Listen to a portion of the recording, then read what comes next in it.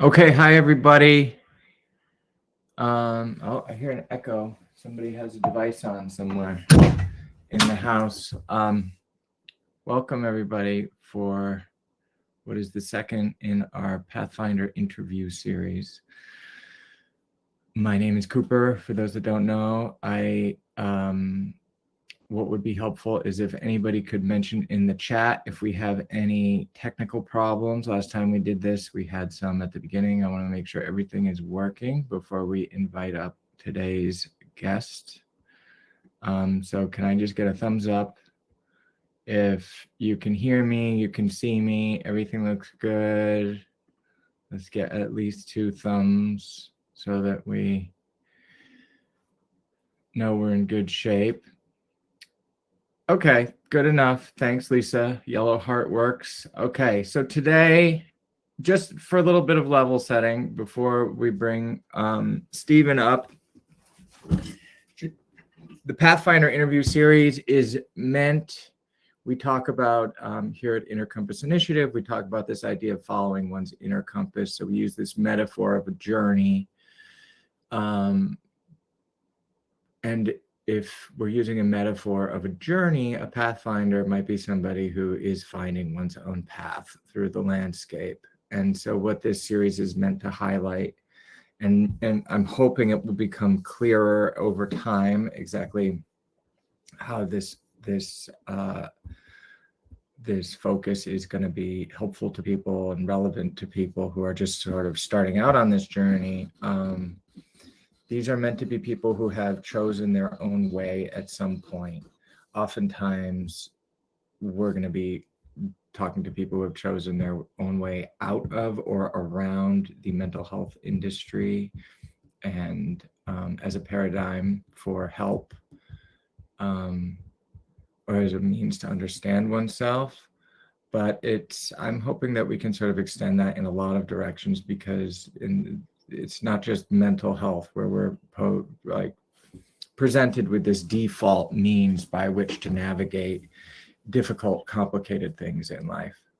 In any case, I'm really excited for today's interview, and I'll stop with my mumbling preamble and just, let's see. I'm going to invite Stephen on as a speaker. So here we go.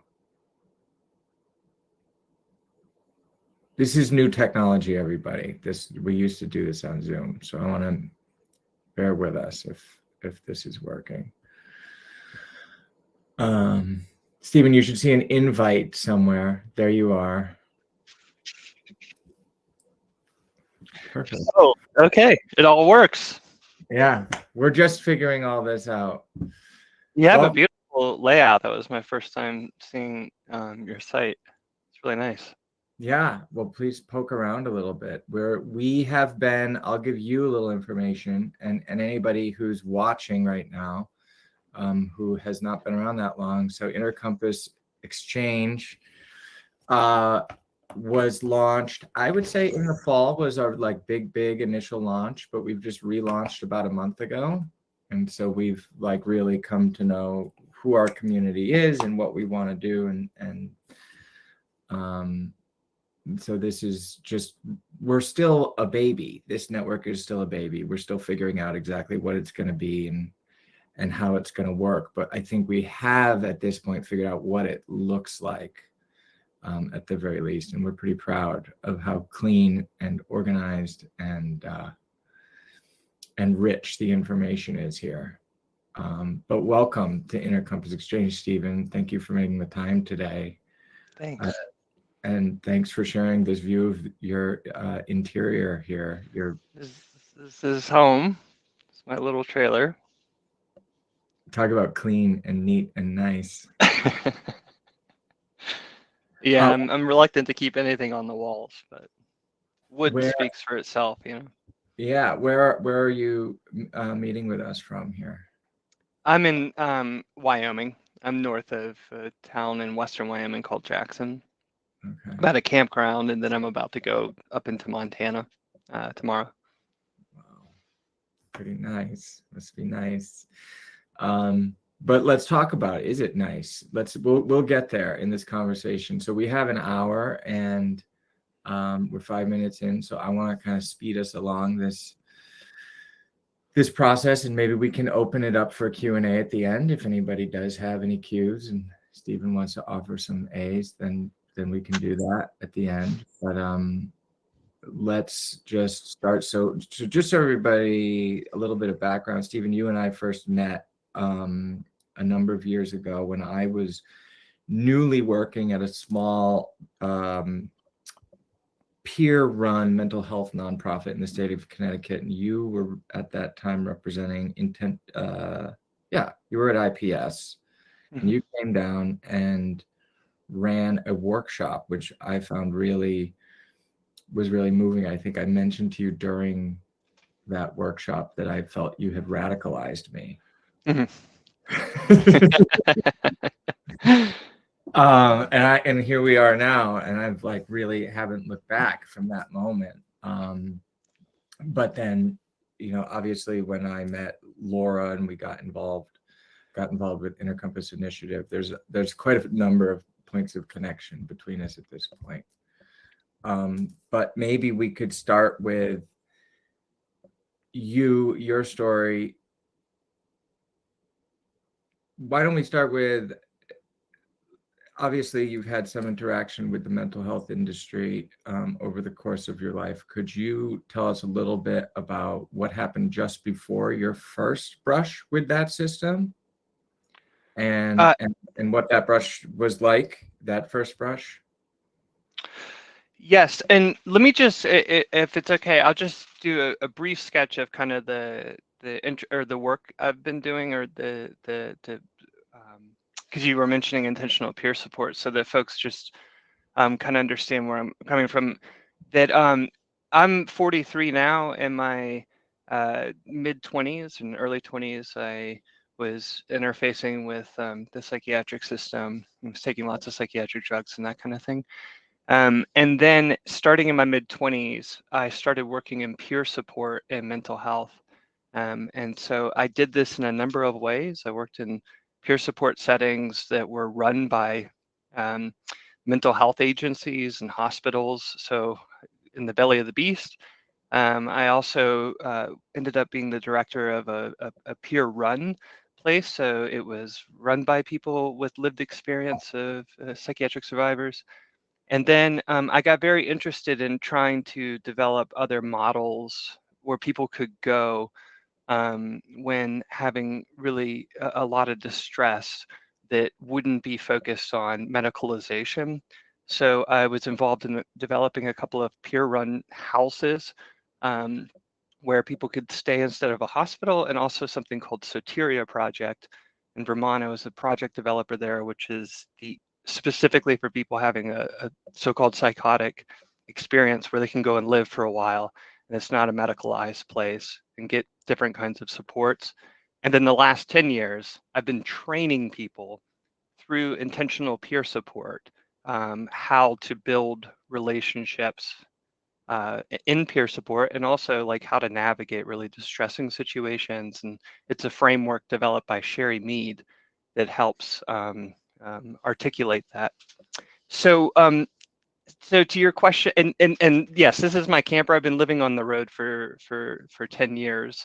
And before that, I was always kind of bouncing around different places. You were asking before I interfaced with the system, what kinds of things were going on? Yeah. Yeah. Well, I suppose, I mean, I started, I think my kind of way of reading my past keeps changing. But I suppose, as a lot of people, I had certain kinds of childhood traumas. I was also a very sensitive person. I don't know which one came first, was I sensitive? Yeah. But I ended up in my teens, I started developing really extreme problems with obsessive compulsive stuff, and then with suicide.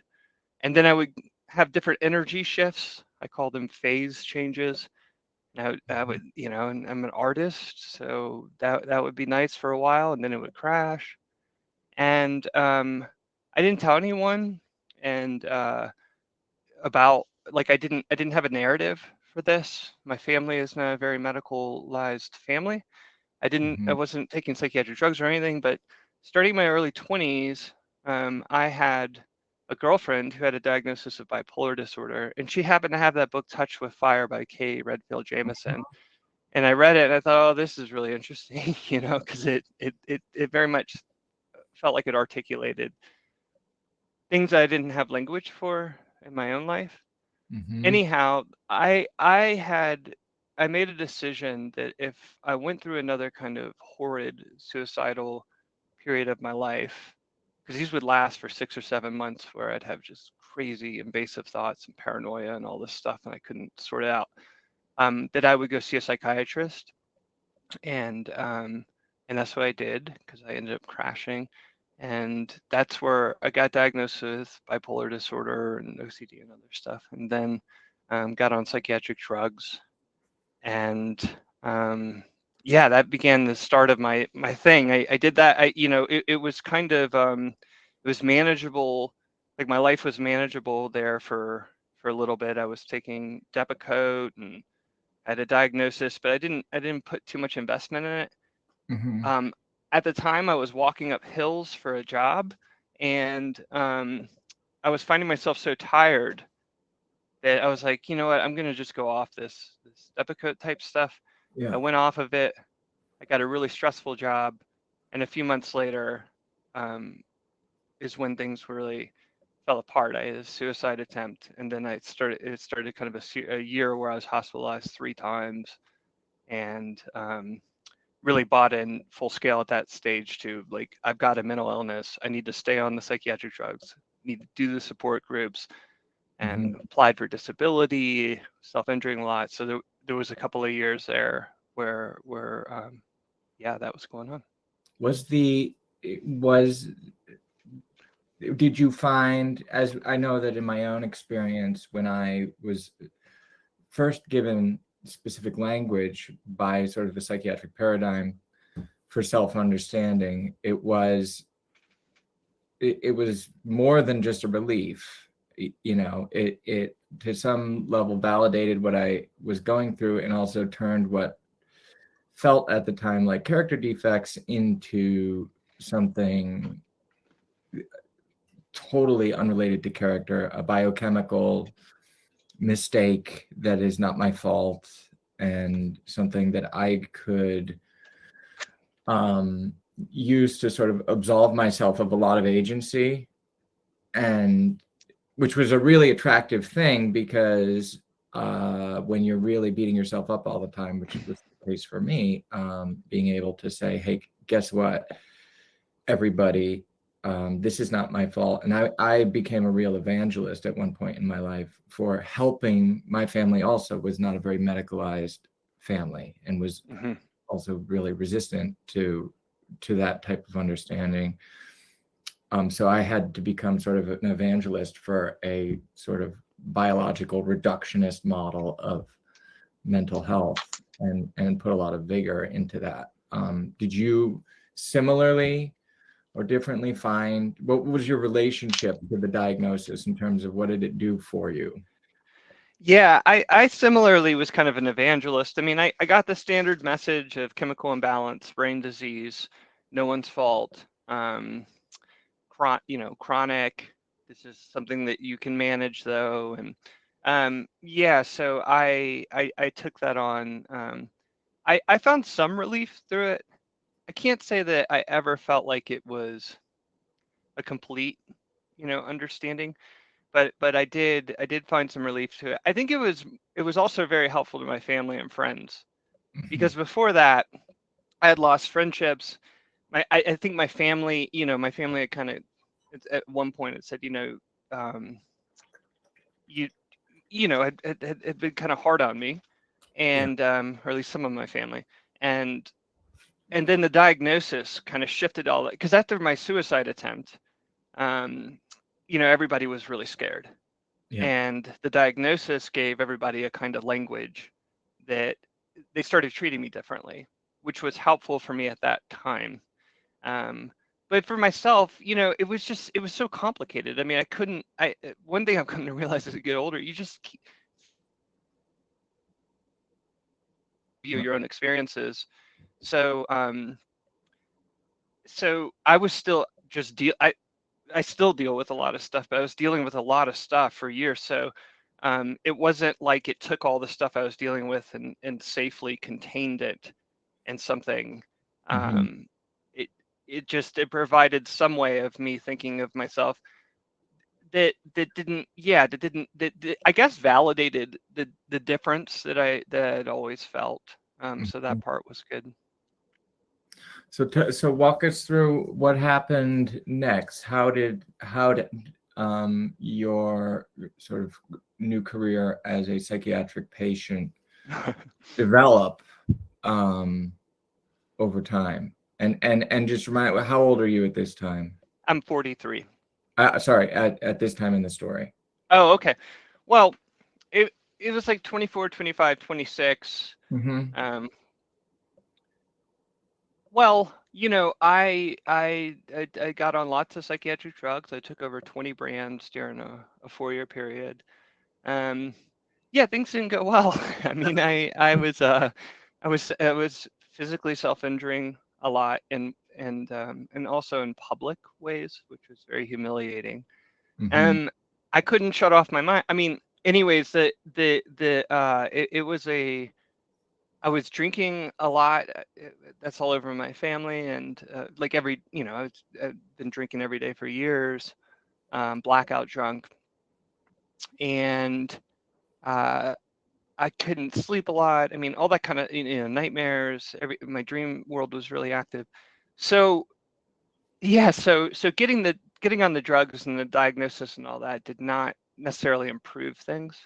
Mm-hmm. Um, but my last hospitalization was really traumatizing, and I just made a decision there that I'm never going back, or I'm dying. It's going to be Mm-hmm. one or the other. And there was something about it that it was so bad and so humiliating and shameful that something clicked in me that like I needed to completely start over everything that I thought about the world. Mm-hmm. And it was a quote rock bottom, I guess, Mm-hmm. and that I needed to kind of have a humility of like I have not figured things out, because there's the problem of the psychiatric system, which does a lot of harm, but there's also the problems that you have that get you in there, which are Mm-hmm. generally extreme.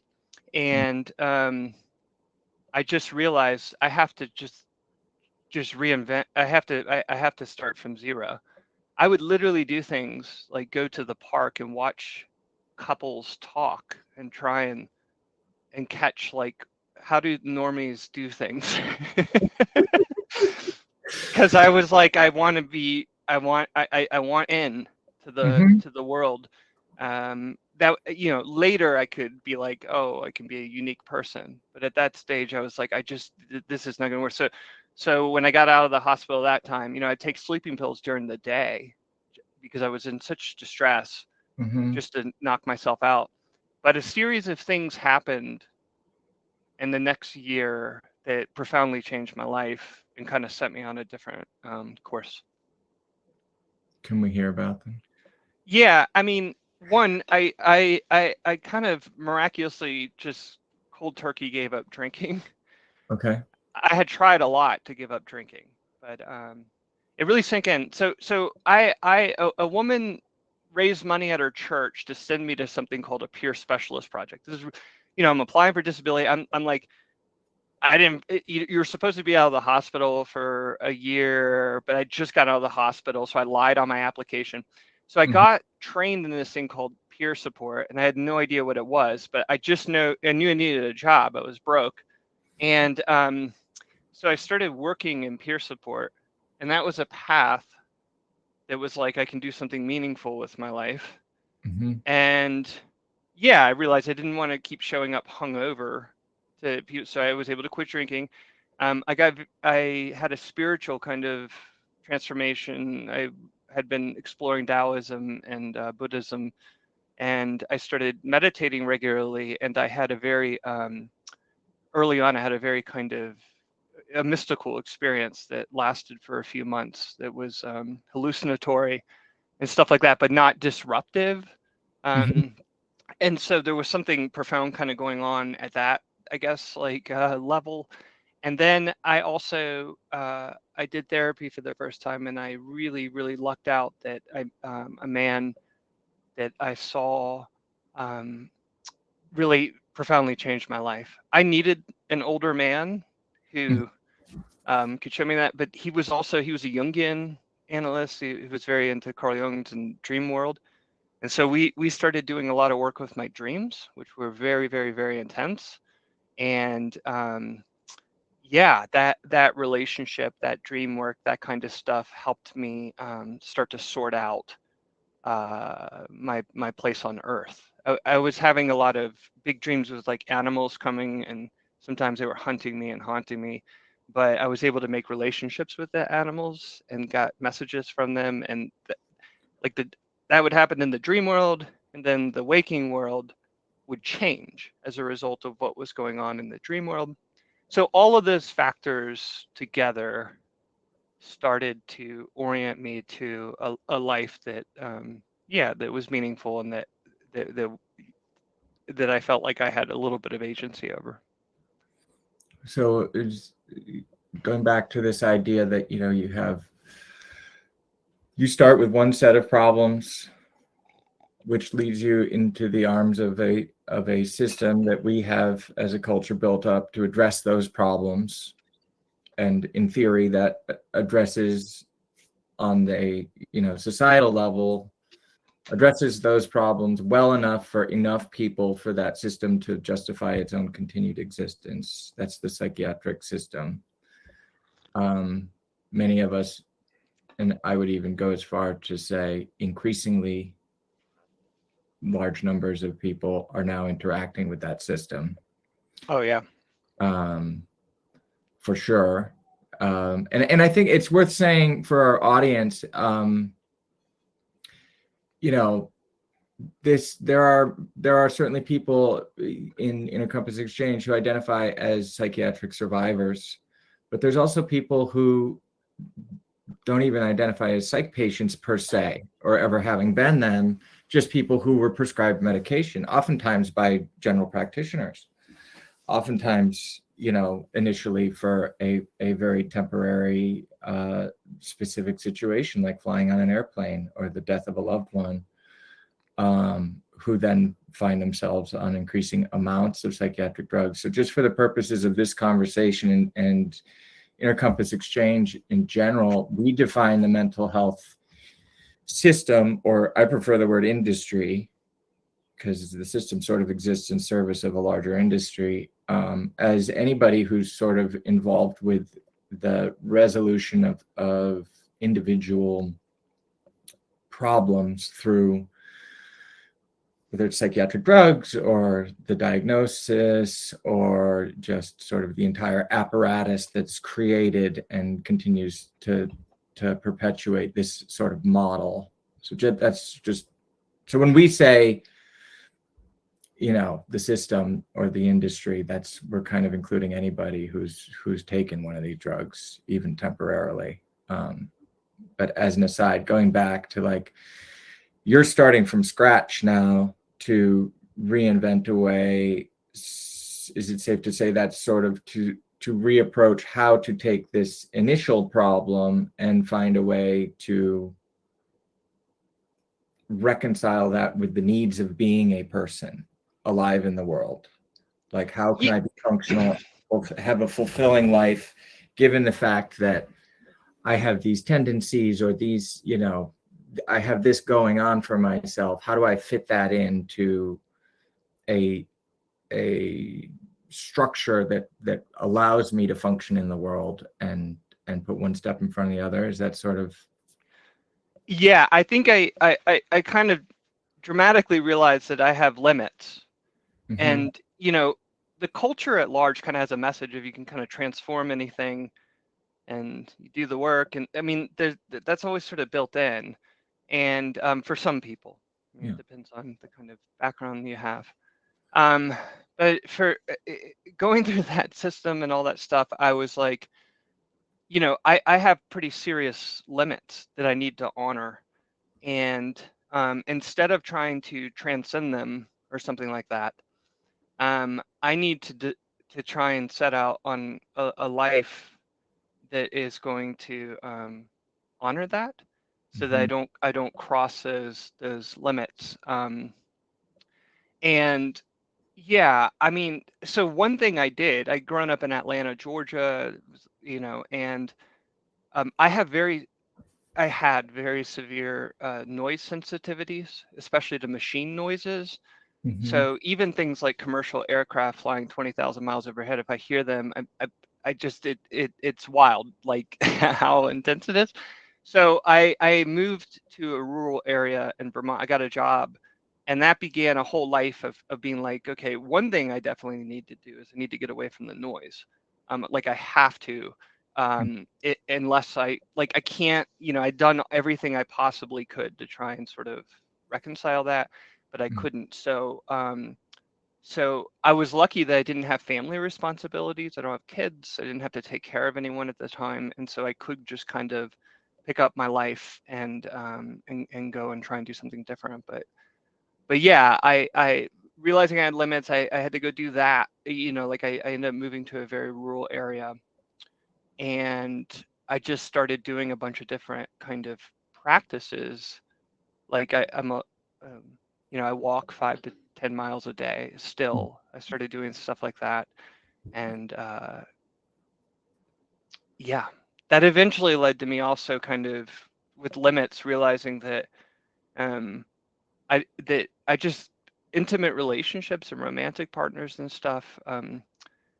I stopped doing that 7 years ago. I actually became celibate, Mhm. and I just decided that that was a form of being that honestly I just can't handle. Mhm. And no one had told me that it was always the message is like you just do the work or you find the right person, all this stuff. And at a Mhm. certain point, I was like, I've done enough work. I found enough right people, beautiful people, but I have to actually live outside of that structure as Mhm. well. Um, yeah.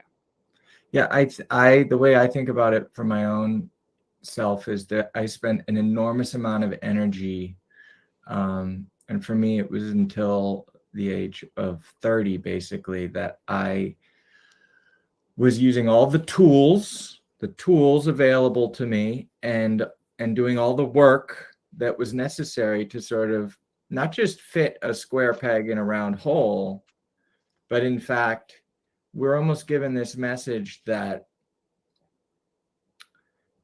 you can be whatever you want in this world. You can have whatever you want. There are no limits. And I think my own experience of that was obviously that's an encouraging message, right? We give our children that message because we want them to dream big and whatever. But I think the uglier side of that is it it does lead you to kind of ignore your limitations and have no compunction about trying to bypass them. So in my own experience, I had a career in journalism, and I loved it, but it was totally predicated on my ability to literally fight my nature.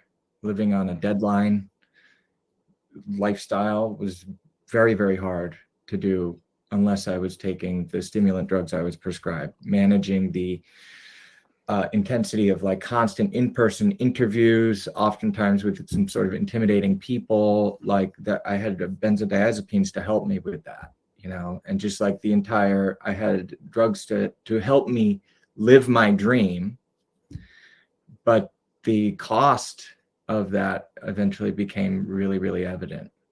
And that's the part that I don't think we are necessarily introduced to, the idea that there's trade-offs with all these things that you're expected to do, or even things that you may want to do. We're pushed to make those sacrifices and not look back, because achieving your idealized life is just considered generally speaking, this like unequivocal good, fight what it takes out of us. And so I'm personally really interested to hear, this idea of not just interrogating our own limits, but learning to treat them with utmost respect, and then using that as a blueprint to create a life that respects those limits. I just find that to be something that is this immense creative opportunity and leads to such human diversity and richness. The people that I know who've made this type of decision have ended up building these, amazing, not always like easy lives for themselves, obviously, but there's a diversity and a power to that diversity of experience that I think is something I like to imagine that this is the future of what we currently call sort of mental health care, is much more about using tools to adapt your environment to fit the person, as opposed to using the tools to adapt the person to fit the environment. Yeah, I mean, I think it comes down to there's sort of deep. One of the things that interests me about mental health is that actually, when you start trying to explore and take apart, quote, mental illness, you have to actually deal with what is the mind. And then you have to start asking questions about, or you don't have to, but I've found it useful to ask questions about, just the nature of existence altogether, and what are we doing as a species on the planet. And I think, because there's an analysis that is like the structures that we have right now are pressure cookers for a lot of people, and people are going to keep having distress with those pressure cookers, because I think there's an organismic intelligence, for instance, that might shut you down into a kind of depression, or that might blow you up into a kind of mania in response to environments and to circumstances, and it can also be other things. It could be spiritual callings and stuff. I have no idea. It's different for everybody. But that pressure cooker system, that structure, so it's like, okay, that structure for me causes enough distress that I'll go crazy. So then it's like, well, how might I sort of figure out a different way? But that gets to the question of what are we doing on the planet? What ought we be doing as people? What's the history of that? And so I think, in investigating that and like trying to learn about other cultures, of historical humans, of ancestors, of how have people been arranged in a way that's actually worked well, that's led down this whole other path of, for me, realizing, for instance, that we're supposed to be intimately entwined with the natural environment, not just in like a utilitarian way, but in a very, like in a way where there's communication going on, where we live within that kind of thing. And so I think, when I came across all that and realizing that, my friend once said to me, you belong to the earth, because I always felt like I didn't belong anywhere, and that was part of a lot of my stress. And I've just kind of I've kept that as a guiding principle, that I belong here because I'm part of the planet, and also that I'm trying to live a life that I feel like hews closer to what I think the answer to that question is about what are we doing on the planet, than the sort of day-to-day kind of structures that are like, oh, this is how you're supposed to live. So. Yeah, and I think one thing that people who have had this experience, as we've had, are sort of gifted this opportunity to start making these distinctions, or realize that that's even a question. Why am I here? The gift of desperation is something that I relish having had in my life, to really almost be forced to go back and establish for ourselves what are these sort of first principles from which we want to exist on the planet. Yeah. I think, it for our viewers, it seems you're, based on what you're sharing with us now, and then putting that together with the fact that, you're in a beautiful camper in a beautiful part of the country right now. Would you be willing to talk a little bit about like how you're currently set up, and what thoughts, what decisions kind of went into that? I mean, even just talking about, that the airplane noise and going to Vermont as a result of that, it's that stuff is just so interesting, the specifics of it, because we're taught that, like, if you have a sensitivity to airplane noise, well, I'm sorry, you're fucked. Right, headphones. It's like, which I have all the noise machines. I got them all. Yeah. Yeah, but like, you can buy some stuff, you can Mhm. take some pills so that you don't care. You can, get over it, whatever. But the airplanes are not supposed to be there. This is the problem. Right. We're Right. supposed to, being sensitive to airplanes is because they're not supposed to be there, not because there's something wrong with me.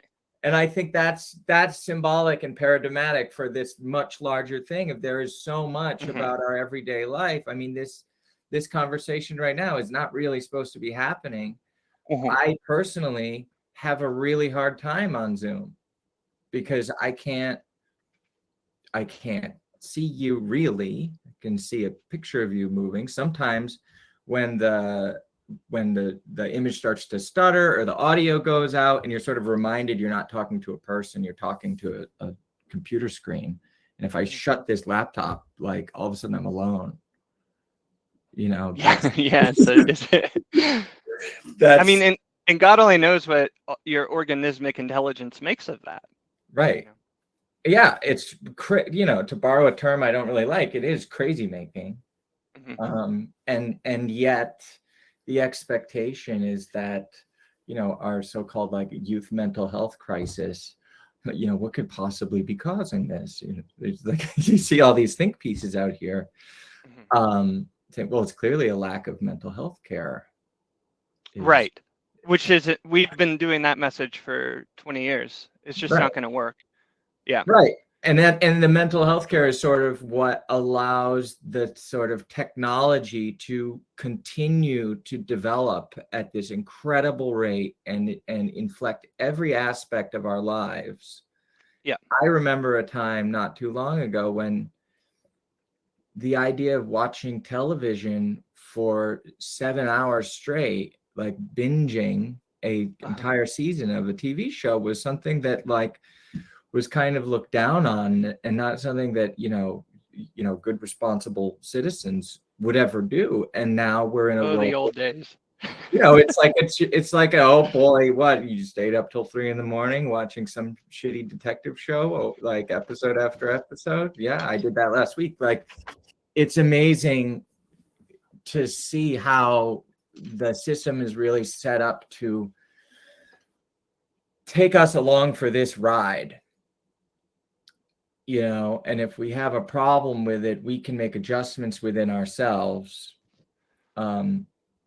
using technology, in order to, broadly defined technology, in order to continue to engage with all these technologies. Yep. So going back, I'm of course a little bit jealous also, but I'm sure there are parts of the life that you have built for yourself that aren't necessarily always, super comfortable or easy. Right. There's a lot of sacrifices in it. I mean, I think most people are called to have families and, these sorts of things. And I've sort of had to give all of that up and give up and actually really learn how to be a hermit, to be alone. And like, I I must not have hung out with a friend or gone out to eat in 5 years. I mean, Mhm. there's just, so, yeah, I mean, I think at some level I realized the social change that would be necessary, the structural change that would create pathways for people to live flourishing lives. I just don't think it's going to happen. I think a lot of people can adapt to that, and more power to them. There's a lot of people that can work for. But yeah, just realizing that it's not going to happen in my lifetime, where I'm going to have community and nature and not stress about money all the time, and and have all those kinds of bonds. So I've just been led to try and recreate some sort of semblance of a life closer to the natural world and quiet, like Mhm. flee the machines and and all that kind of stuff.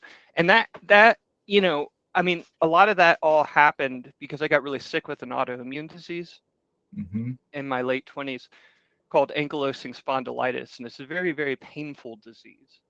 And the presence of physical pain like that, um, it's a kind of psychological hell, but it's also a kind of it's also a pressure that, like, things have to change. I can't live like that. Mhm. And so once that all happened, it was funny because I got my mental health or whatever together, and Mhm. then boom, here comes the autoimmune disease. And as I'm sure people on this Zoom call know, I mean, a lot of psychiatric survivors that we all have autoimmune diseases. There's Mhm. probably a lot of reasons why. But yeah, that was finally the thing where it wasn't clear to me whether I was going to be physically disabled for the rest of my life.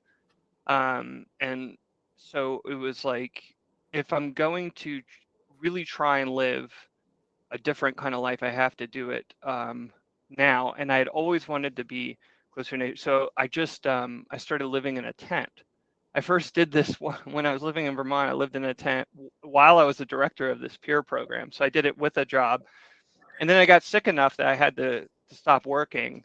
And I had a little bit of money saved up. And I got in my old car and I just drove out west from Vermont, not knowing what was going to happen, and living in a little tiny tent, and started there. That was 10 years ago. And Mhm. now it's been 10 years on the road in some form or fashion. Mhm. And as far as, you know, living on the road, for example, you have the opportunity to, I mean, it's almost the ultimate expression of being able to adjust your environment to fit the person, because you can literally, if you don't like the weather report, you can leave. You can go somewhere else. um what is that? Can you tell us a little bit more about, like, what does that require from you to be able to, the benefits of living on the road, I think, are really evident, but what are the costs for you to be able to do something like this? Yeah, well, let me say about the benefits. Let me say how and then I'll say the costs. So, like, starting this past October, I went through a phase change where I had a ton of energy, and I really, I try and filter that through artistic stuff. There's a lot of arts that I do, and one of them is music making. And so I was like, I need to make a music album. And so for about 4 months there, I pulled 3 all-nighters a week. So I just did an all-nighter the other night. I just did 2 this week. I do 1 a week as a standard, Hmm. meaning no sleep. And so what I was able to do from October to April was to stay up all night for 3 nights a week for an extended period of time, make all this art. And the only reason why I could do that is because I was in the middle of the desert. It was quiet, and I don't have the kind of pressures of relational responsibilities that Hmm. that have been really distressing. So so that's the benefit, is in a way I've got a lifestyle where phase changes and energy transitions and stuff like that. I can do all of that. I can still work. I work from a computer, so I can still make money, but I don't have all of the additional pressures of common life that that for me have led me into trouble. Um, and I've just had to accept that. I think, it's not, I'm not a huge fan of everybody go be an individual in every possible way. So I'm a little bit, it's a little hard for me to acknowledge that the way I'm living is really useful and valuable for the spirit that I have, but that it's also, if everyone did this, we would have a complete collapse of culture, which we already kind of do at the dominant level. So it's just, I don't, I think most people are probably designed to do more social relationships, family life, and do that. I think a small portion of people are probably just, that's not going to be the path, and they got to sort out a different kind of way. And that by how sick you get, by, like mentally sick, physically sick, whatever that is. Those are all, to me, indicators of like, this just isn't gonna work, that kind of thing. The cost, I mean, yeah, look, it's really, I'm comfortable now being alone, but I mean, it's intense to, when I first hit the road, I'm going to a wilderness, and after a couple of days, I'd be like, this isn't doing it for me, because we all need people. So I've sorted out ways or most of us need people to have some social connections, but in a minimized way. Yeah, it's also, it's really stressful living on the road in other ways. Like I'm spending an hour or two a day.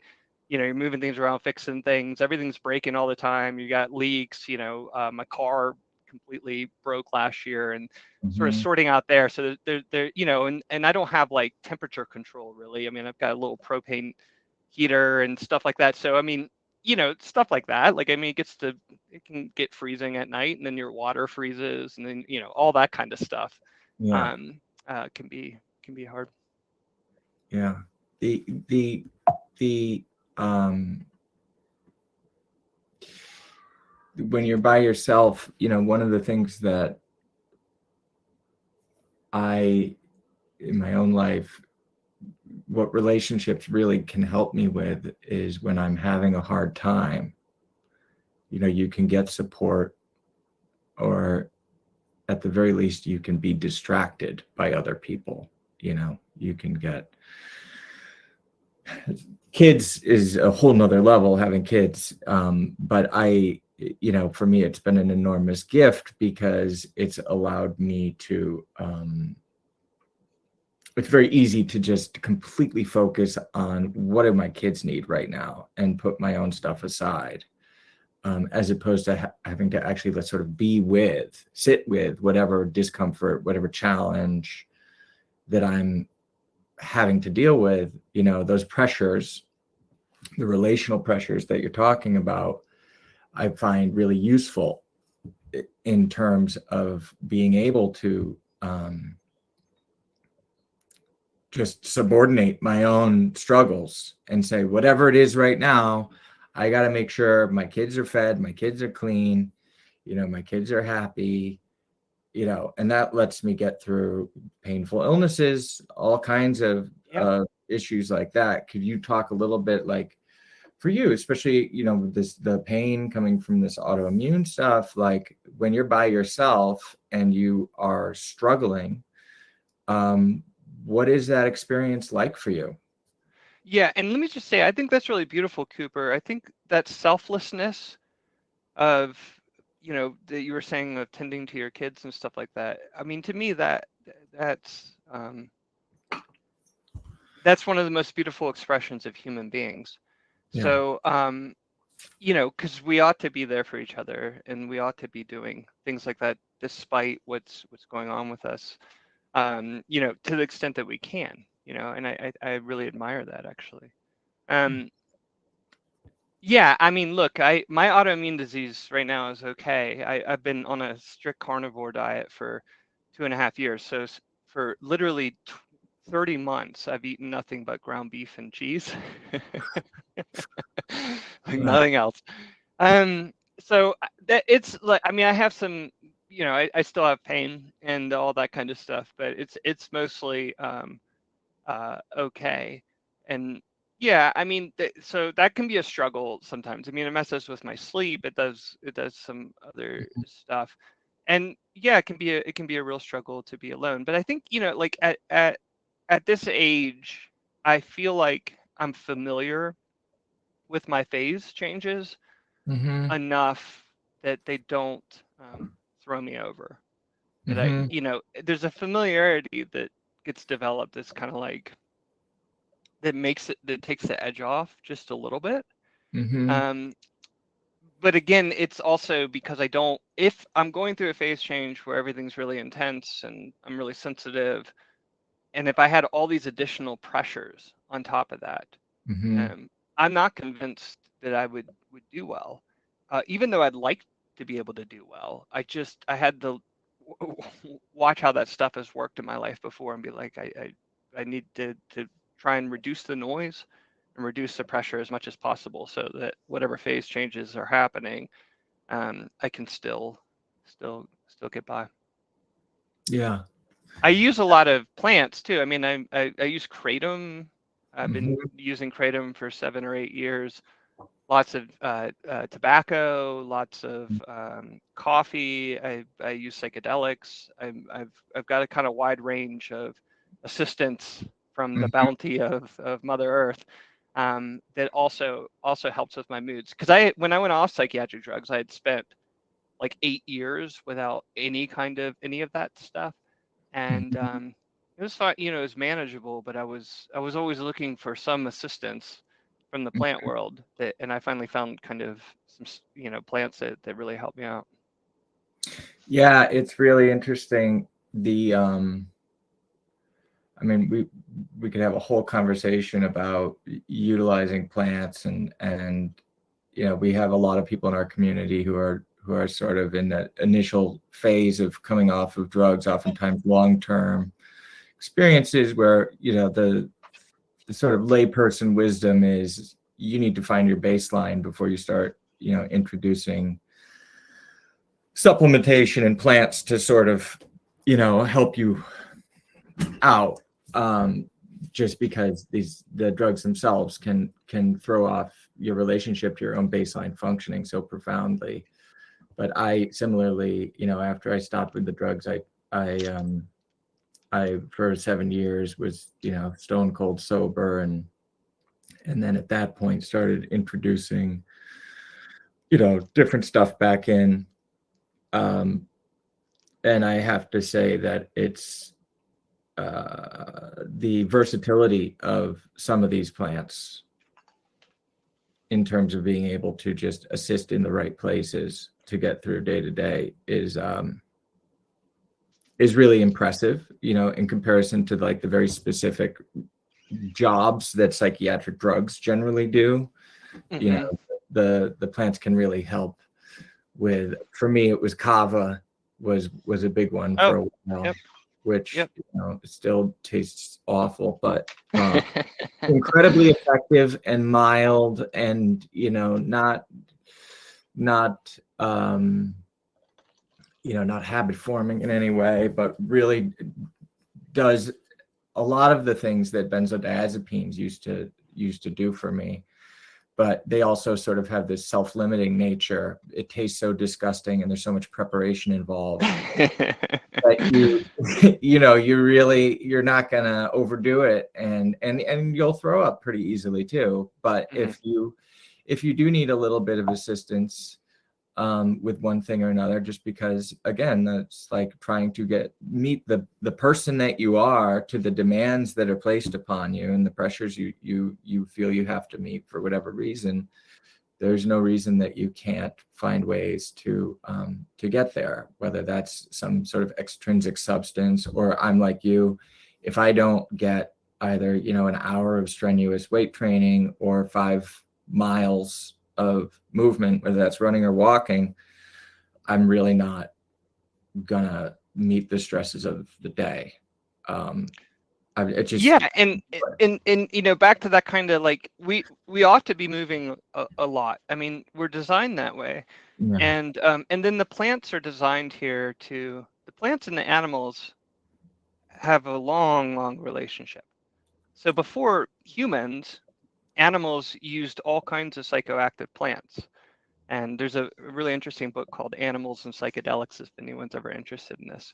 Right. So there's this symbiotic relationship. The animals help the plants by moving them around, pooping them out. And then the plants give um, these kind of psychoactive gifts to the animals. And so they're here to help. I think they have to be used wisely, you Yeah. know, but yeah, I'd never feel any kind of like, oh, I'm using drugs or shame when I'm using Hmm. plants. I think, yeah, I think there are kind of kin and allies and all of that. Yeah, that's beautiful. And of course, there's a big difference for me, with something like kratom, for example. I think has enormous potential to take the place of some really harmful drugs, Y- in a lot of different places, not just with pain management, but with GI stuff. They can be incredibly powerful and mm. useful. But they also sell extracts at the gas station, Yeah, yeah, and that's serious business. And that's sort of yeah, where it's a subtle line where it crosses over into this other sort of processed, condensed form that maybe you're losing some of the built-in wisdom, when it's being processed in that way and introduced in that way that you would never find in nature. right, There's yep. like eating the raw leaf is Well, gonna. that's the essence of psychiatric drugs, isn't it? Because all these things come from plants or fungi or bacteria. They have to come from Earth. Yeah. So, you know, if you take Risperdal, um, you know, they can be synthesized as new molecules, but they're coming from Earth. And so, yeah, when you take it from its whole form, whatever that is, and you dilute it and maybe combine it with other things, right? Bodies are not designed to know what to do with that. Which is not Mhm. to say, I mean, obviously psychiatric drugs help some people, and I have friends that use them in ways that work for their lives. And I use a synthetic drug sometimes for my autoimmune disease. I try not to because I'm just really sensitive and it messes me up. But yeah, yeah, there's that whole, in a way, it's a kind of nice metaphor for just like the entirety of the presence of kind of dominant society on the planet right now is all sort of taking whole forms and diluting them and turning them into new constructions, and it all happens very fast. Nature Mhm. obviously has not caught up to evolve to, say, plastic. It doesn't know Mhm. what to do with plastic. When if plastic arose over millions of years through Mhm. an organic process on Earth, there'd be all kinds of fungi and bacteria that could digest it. But yeah, everything, the speed, the rate, and it's very disorienting. Mhm. Yeah, and it's gotten particularly crazy in the last few years in terms of this whole technology thing has just I think people are just feeling it. I think there's it's too much, and yeah, and then Yeah. we've had the collapse of a lot of cultural paths like religion and stuff like that could orient people. Those are all collapsing. And then if you don't have that orienting principle, then and you're feeling like disoriented all the time, or Mhm. like I don't have meaning or something. Where do you go?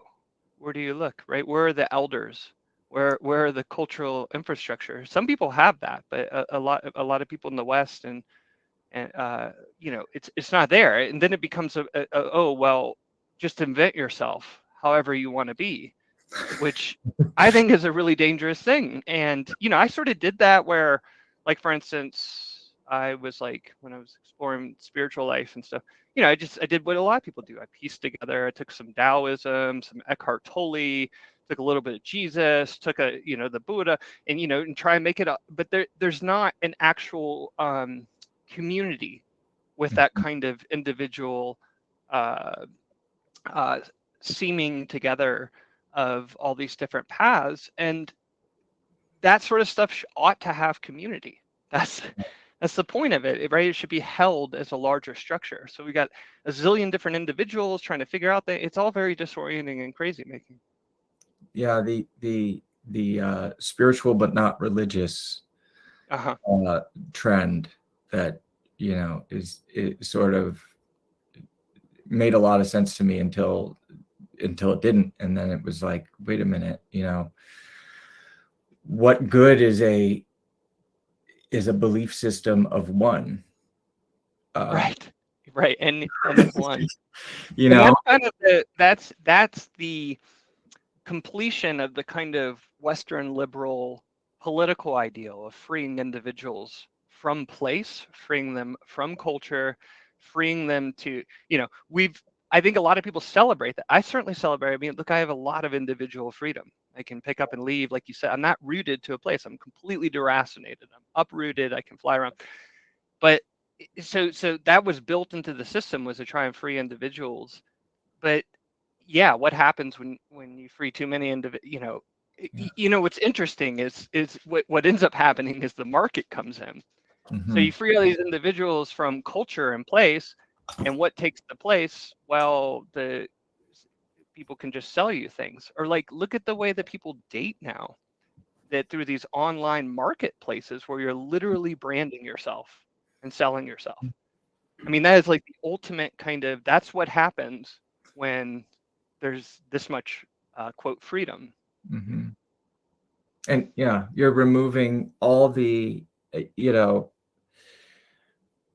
I think that with pairing, with dating, there are things that are very deep that draw people together, like your biome, for example, the bacteria that live in your mouth. You know, I think kissing is sort of this, we're drawn to do it because we're sort of assessing whether or not the bacteria that live within us would be a good match. And, you know, there's all kinds of pheromone communication and all of this stuff. The smell of a potential partner is no longer a factor, and you're reduced to really how well can you take a picture, you know, how witty and intriguing can you be within 500 words, you know, all of this kind of thing. And I think you're right. It leads to this state of disorientation. And if the market is stepping in, you know, this question, where do you go when you're disoriented if you weren't raised in a small village where everybody belongs to the same church? You know, it's pretty clear where you go with this stuff, for better or worse. You at least know where to go, you know, to the market. Yeah. You know, but now you end up, if your disorientation is bad enough, you will by default and occasionally by force end up in a clinical environment, and your symptoms are being assessed. And then the state has sort of created this whole infrastructure for, okay, because the Western liberal paradigm is going to create a lot of lost and confused people, we now have this infrastructure to say, go there and we'll sort you out to get you back into over here.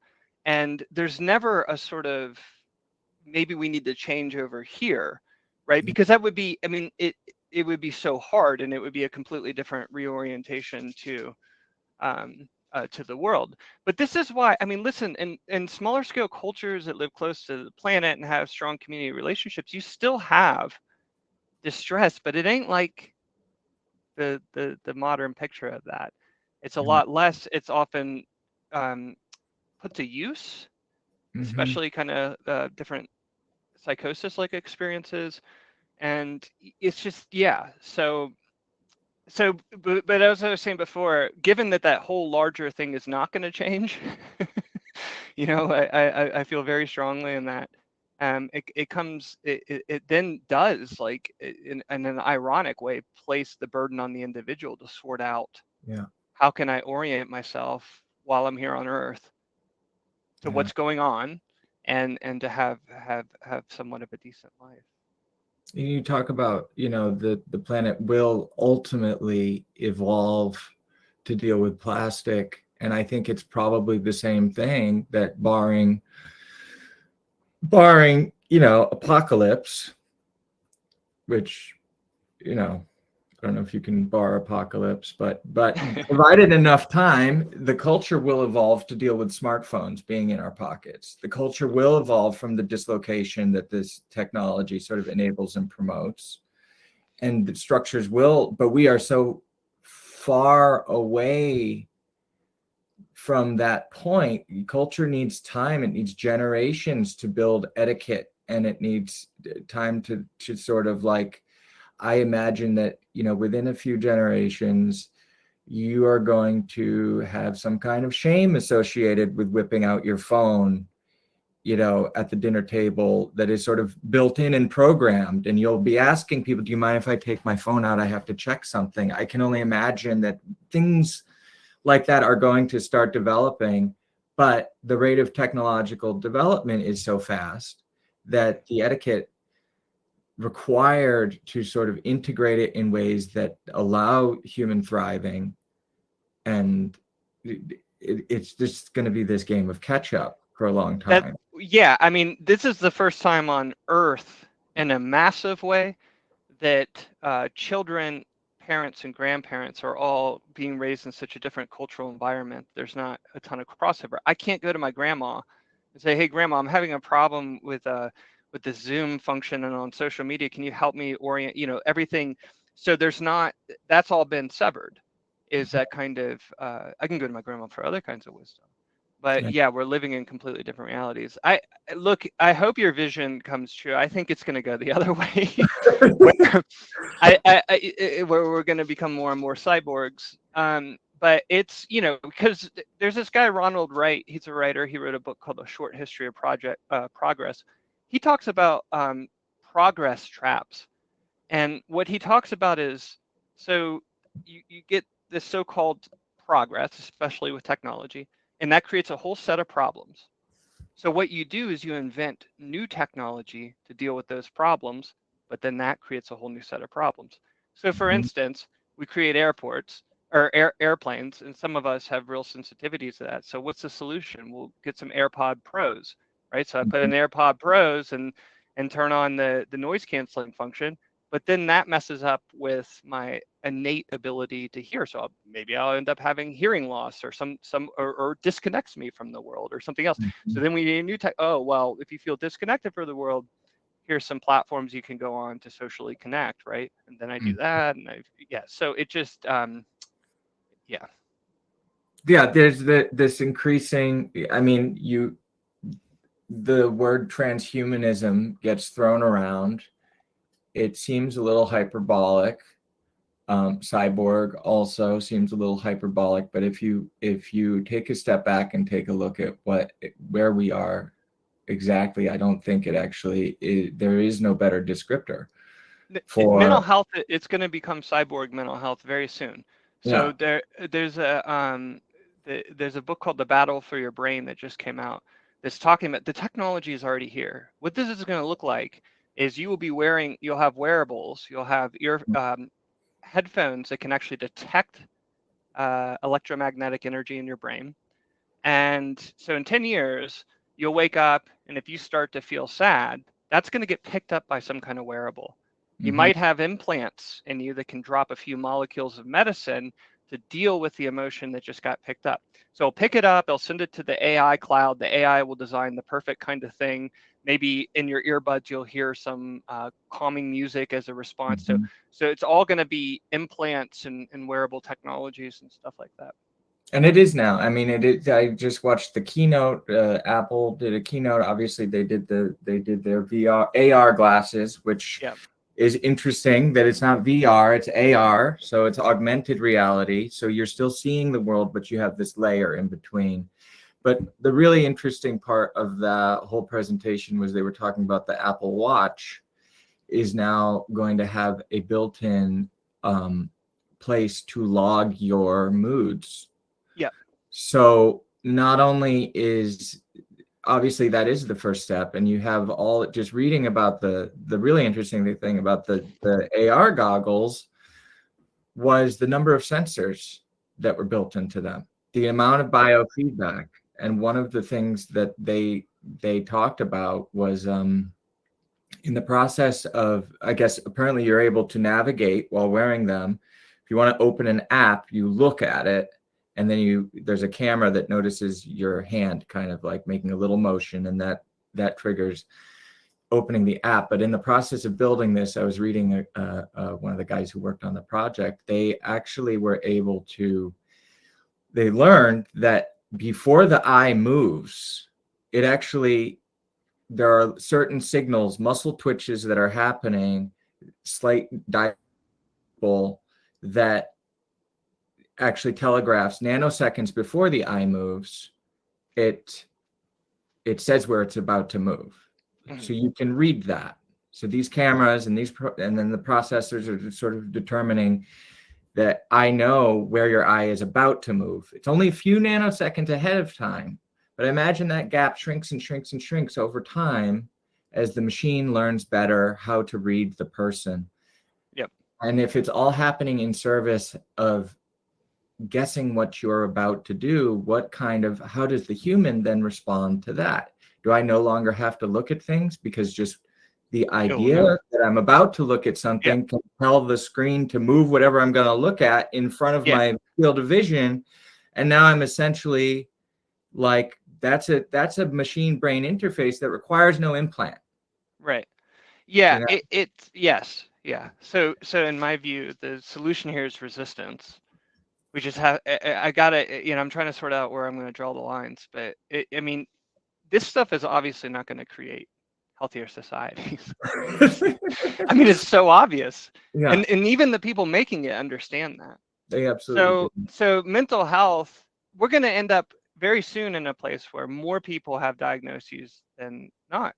Right now, it's like, the numbers are astronomical. I mean, I think middle-aged women, it's something like 40% have been taking psychiatric drugs or are on them.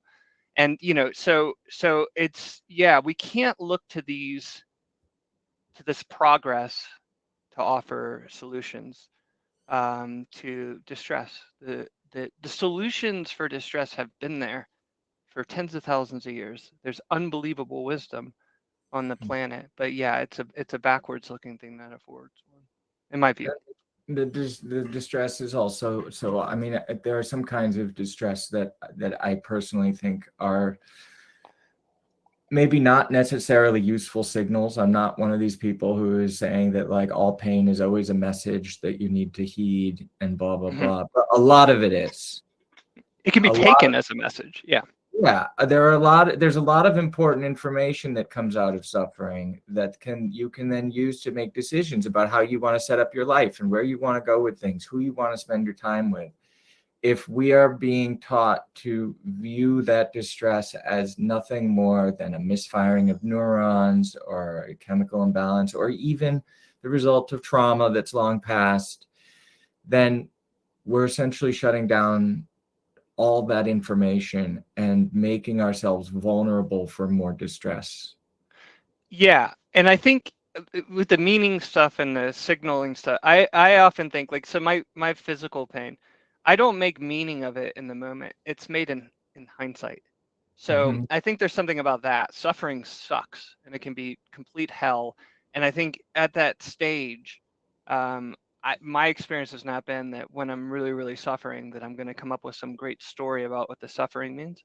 But afterwards, if I get through it, it does seem to provide it does something, right? Like I would definitely not be living this way if I wouldn't have suffered a lot of physical pain, and I'm glad I live this way. So I think there's ways that can be looked at. Yeah, and meanwhile, and I don't want to beat this issue to death, but I think we both find it really interesting to sort of prognosticate. And just going back to this idea of logging your moods into your watch, obviously that's hooked into your blood pressure and everything, and so it can draw some interesting conclusions. It can see your oxygenation, like all these sort of, this is happening now, and people are doing this voluntarily because it actually feels like, and it's marketed as, this is you taking responsibility, taking care of your mental health, prioritizing your mental health. Meanwhile, You're literally, if you're angry, it's a red triangle. If you're calm, it's a blue circle or whatever. Reducing your mood into this symbolic, low resolution, literal symbol data point that you can then literally export as a PDF and email to your provider, who can then inform treatment based on. Right. And they're also, I mean, they already have a technology where psychiatrists can have a device where they turn up the volts. You have implants in your brain and they turn up oh, I'm feeling bad. So they turn up some electricity and do that. They're doing it with opioid addiction too. So that already exists. Yeah. Hey, look, I mean, it's coming. It's not going to stop. There's not going to be some great reawakening where we realize that this is bananas. It's just going to take pockets of resistance and people trying to sort out and saying no to that. As someone just said in the chat, like how you mentioned diarrhea and 10 minutes later you have ads for it. Yeah.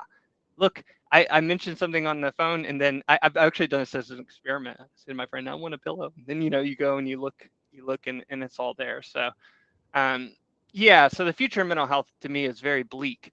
And also it starts with this assumption, like my chronic pain sucks. I would do anything in the world to have it go away, including all kinds of machine model type stuff, like give me CRISPR and remove the gene, whatever. But it's a false assumption to think that we ought to be living pain-free lives. It's just not the way that we shouldn't be in this much pain. There's too much trauma. There's too much environmental collapse. There's too many things, microplastics that you're drinking. So that ought not to be there, but it is. And the want to say, I need to have a kind of pain-free life or a life where everything makes sense and all this kind of stuff, it's not going to be solved through more technology. But that keeps that's what people, right? Like that's where all of the focus goes on. Yeah. And And so maybe the future of mental health, I picture that despite whatever individual resistance we may have from people like you and to a lesser extent me and whoever else, people are drawing the line in different places, and that'll happen more and more as the downsides become more evident. But I do imagine that the market is going to, sort of propel this whole thing forward, which means that those of us who are opting out of this default will be responsible for inventing our own sort of structures and our own sort of culture, how to exist alongside the necessity of being able to. I mean, I presume you mentioned before we got started, you had to fire up your satellite receiver to get on this call. There's ways in which we are going to have to use these networking platforms and use this technology. I mean, the exchange itself is absolutely a piece of unnatural technology. I should not be able to send a message out to 100, 200, 1,000 people all at once. It's an unnatural thing that I should probably feel more stress around than I do, but it seems like nothing to just fire something off. So it's the world we got. You got to do it. How are we going to, we have this huge opportunities, those of us who will not go down this path, what do we want to build? And this is like ICI's, with Laura's original vision is imagining a future beyond the mental health system. So not against it, not defined by it in opposition, but rather like, let's go back to first principles, like you in the park, Stephen, observing couples, like how do I get in? It's also like, let's take away everything that we've done. Let's start from exactly where we're at, and let's figure out, how do we want to deal with distress? How do we want to deal with this kind of psychological suffering if we are just shutting out the noise of all these, ridiculous structures that have been built on top of it, and we really get down to it? How do we want to do that? And then what can we do in relation to one another? Other people who are oriented in this way. How can we do this together as opposed to being stuck with our own individual coping mechanisms or whatever? What can we build or do we all just have to convert to Catholicism? Yeah. That's not gonna happen. So right, how do we build communities Yeah. and refuge and yeah, and it's going to involve technology. I mean, for the Yeah. most part, it's just it's the sea that we're swimming in. Yeah. Maybe we should, I mean, we went a little bit longer than we were meant to. I don't want to keep you any longer. Just if there's any, you want to go another, 5 or 10 minutes, we'll take some questions and then Sure. call it quits. Yeah, I don't have any deadlines. That's fine. Okay. Does anybody have any questions for Stephen or any thoughts that they want to share? Laura, I don't know if you're listening. I know you had a question at some point. And I see Osama is writing. Osama, Stephen is a wonderful member of our community. He is in Casablanca. And I'm so jealous of him. Not that I've ever been, but I imagine Where is Casablanca? Morocco. Oh, lovely. Welcome, Morocco. We have a really international, talk about unnatural. We have a very international community here, but it's very interesting to see who ends up we have weird concentrations of people. There's a lot of people from Montreal, and there's a disproportionate number of people from New Zealand who are in our community. I don't know what that's about. Anyway, Laura asked, Stephen, would you share some writers and thinkers who've influenced the way you make sense of quote unquote progress? Yeah, I mean, I try and read all over the political spectrum. So I think a book, there's a book by Patrick Deneen called Why Liberalism Failed, which when we're talking about political liberalism, I think that's well worth a look. He's a conservative and he's got some extraordinary insights into the problems that have arisen from individualism. And you always have to say this, I don't agree with everything he says. But anyways, that's well worth a look. I think, I mean, look, some interesting thinkers, Tyson Yunkaporta wrote a book called Sand Talk, which he's Aboriginal Australian. He also works in academia and he's trying to think from all these different worlds. He's a very, very rich thinker that, yeah, talking about like social design and stuff like that. Sand Talk by Tyson Yunkaporta. A book that this isn't necessarily about progress, but it's a bit related, that had a big influence on me, was called Plant Intelligence and the Imaginal Realm by Stephen Herod Buhner. That's a stunning read for anyone wanting to dive deeper into nature, but also he does talk about mental health, and so it's a very, very wide-ranging book. And yeah, I mean, Ronald Wright, in terms of progress specifically, wrote A Short History of Progress, but there's a lot of books out there now talking about some of the quote progress that's been made and from a critical angle. So there's a book called Work, a history that's an anthropological account of how we think about work and how we got into that. I can't remember the fellow's name that wrote that, but that's worth a look.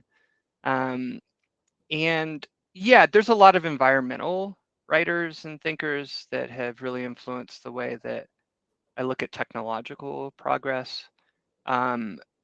Derek Jensen had a big impact on me when I was younger. He wrote a book called A Language Older Than Words. I'm a little reluctant to recommend him because his organization is doing some political stuff that I find really abhorrent. But that book itself is really beautiful. And yeah, it talks about progress from kind of a nature. How about Ted Kaczynski? You like him?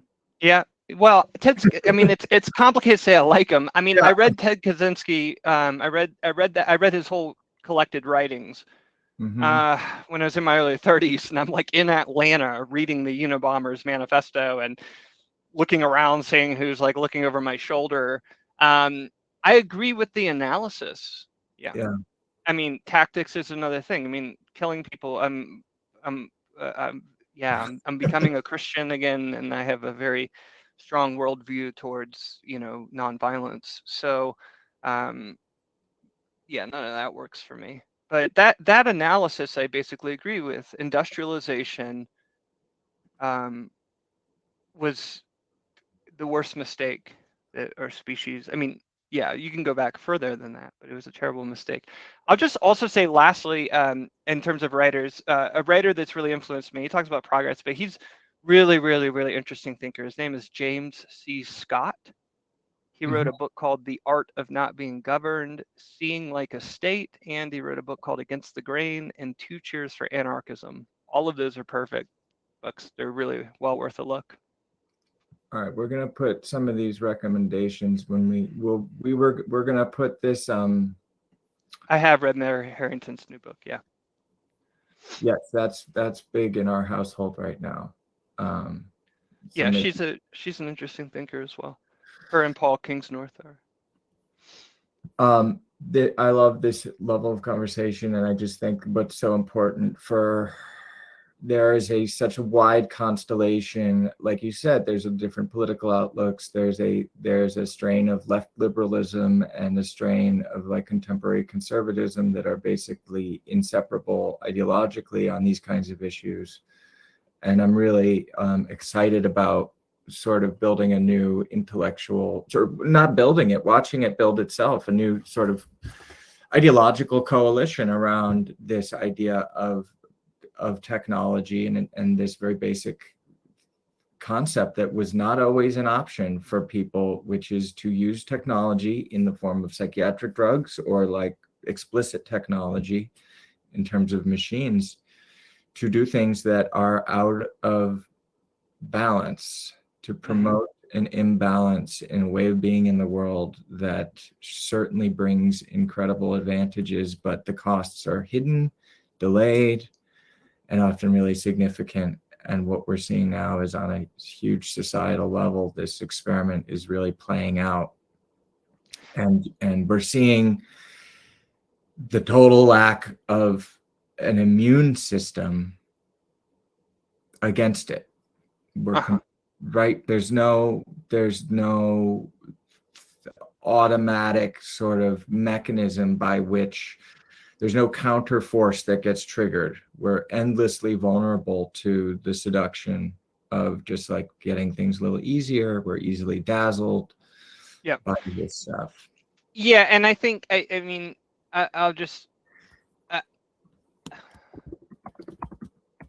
yeah, the usual forms of making sense of all of that because they're collapsing. I mean, like if you in it's going to take heterodox thinkers and people that are just not wedded to a certain political stripe or wedded to a certain like social ideology who are willing to transverse all the different worlds and pick up the valuable pieces, people putting those together. Either that or just going back to your ancestors. If you still got that. I mean, I'm trying to go back to some of my ancestral traditions, but it's hard because, you know, it's so much of it has been severed throughout history, but yeah. Yeah, or mocked or Oh yeah, or yeah. Right, and it's you know, yeah, the yeah, the stuff with progress, it's so yeah, it sort of starts as a starting point, like, oh, these other people were superstitious and backwards and shit like that. I'm like, look, a lot of people have lived quite well on Earth for some cultures have sustained for tens of thousands of years. We've had 200 years with American Western liberal paradigm and technology and industrialization, and I mean, look at where things are at, you know. So it's a ridiculous thing to mock from that angle. Yeah, in that regard, I don't give any credence to the sort of modern technicians of ideas where it's all like, oh, science will just figure everything out and all that. I think that's all a diluted path. I think the wisdom comes from elsewhere, or has to. I have a question. So what are your projects now, Stephen? And if people want to learn more about you or connect with you, I've got a website I'm dropping in there. just have artwork on. There's some talks that I have on there about mental health. There's one on psychosis and ecology, which is trying to look at a nature-based way of thinking about psychosis that people might be interested in. Mhm. And yeah. And then also, if people are ever interested in learning intentional peer support, it's well worth checking out. It's a way of building mutual relationships, and I'm a trainer for them. I used to be the operations manager, but I'm currently a trainer, and I think they're doing terrific work. Yeah, I was trained by Stephen, as I mentioned in the beginning. And for those who don't know what peer support is, I mean, Stephen, you should actually be offering the concise definition for it, not me. Yeah, peer support is, I mean, in its true spirit, I think of things like AA, where it's kind of got an anarchist bent, where it's just people coming together who have a shared experience, supporting each other rather than deferring to experts. So peer support in mental health was established along grassroots people who had been in the psychiatric system and found it very harmful, saying, let's support each other. So, I mean, y'all are doing peer support on ICE. That's how I think about it. It's now kind of an industry. So there's all kinds of different paths that peer support's taken. Like mental health agencies hire people to do peer support, but then say, you need to do it like we tell you to do it and stuff like that. But there's also a lot of grassroots and interesting stuff going on. Yeah, the people interested in peer support, it was one of the, I used to work for the state of Connecticut, doing peer support for people who were locked up in the state psychiatric hospitals. It was a demoralizing experience where you really get a sense for how backwards a lot of our practices are, especially when they're taxpayer funded. It's sort of a license to spend as much money for as little positive effect as possible. But just, I highly recommend anybody who is coming out of a situation where they are trying to ease their way back into the professional world, and they have some experience with the mental health system, to look into getting certified, and then also, of course, being aware that there are a lot of, like Stephen says, a lot of different kinds of peer support, and you don't want to end up working for a massive behavioral health agency. Well, you might have to start there. I want to say that. I mean, I started there. I think it's, yeah. Yeah, but it's, they'll tell you how to do it, and you realize you're not doing peer support, but there's still ways to sort of smuggle in the principles when you're working with people, and don't let them make you scrub toilets or act like a psych tech. You don't have to do that, but it's a really wonderful thing, and intentional peer support is sort of the gold standard organization to represent the real thing as it's meant to be. If there's no other questions, I feel like we've had a wonderful conversation, Stephen, and I'm just so thankful that you made time to check in with all of us and share your thoughts. And we'll put some of these book recommendations, if anybody's interested, when we repost the recording of this, and this will live on the exchange and people can find this. This is the second in our series. Jorgen was the first last month. And that, now I'd say the bar has been set very high between these two guys. So we'll see what we can come up with in the future. We may end up having to do repeat guests in order to keep the quality so high. So maybe Stephen will come back. And yeah, I see a couple of people are typing. Let's see what they're saying. But otherwise, thanks so much. Yeah, I genuinely enjoyed that. You're a great conversation partner. So I appreciate the opportunity to do this and to talk to people, and also to people that may be struggling in the psychiatric system or trying to figure all that kind of stuff out. My heart goes out to everyone in that position. It's really hard. And yeah, I mean, there are ways forward, but it's hard to find them. It's hard to know where they are. So Godspeed to everyone on their quest with sorting that out. Yeah. Well, this is a good place to start. Just everybody Tell your friends, get them into the exchange, and we can at least talk about stuff, even if a lot of people not knowing which way to go is better than being by yourself, not knowing which way to go. So Yes. you can sort it out that way. Awesome. Very All good. right.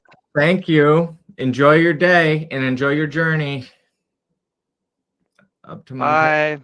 Bye. Bye-bye.